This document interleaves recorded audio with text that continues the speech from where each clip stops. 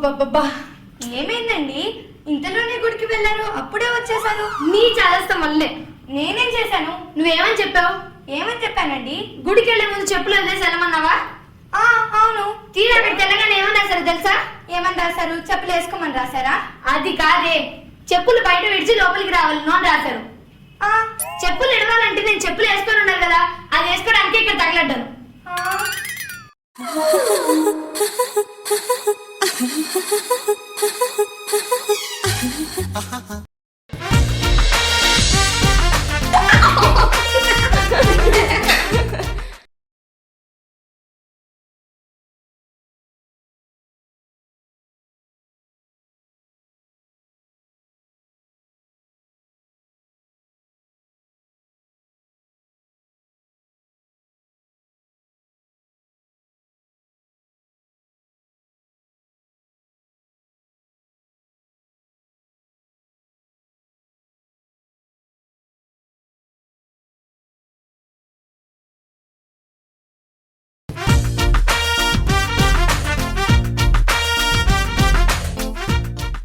Doctor గారు, నా కళ్ళు నువ్వు ఈ కళ్ళద్దాలు వాడితే సరిపోతుంది.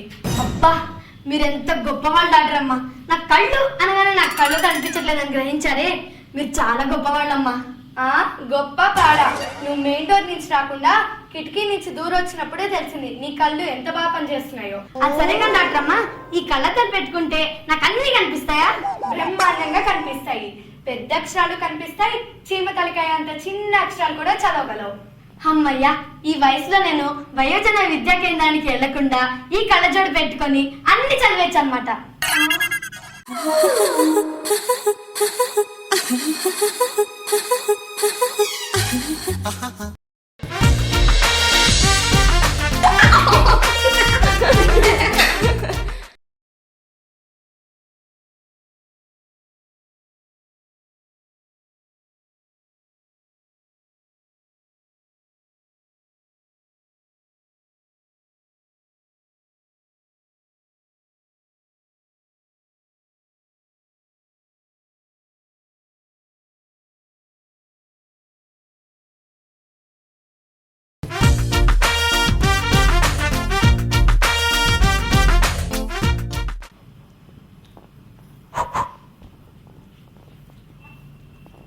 ఏం కావాలమ్మా?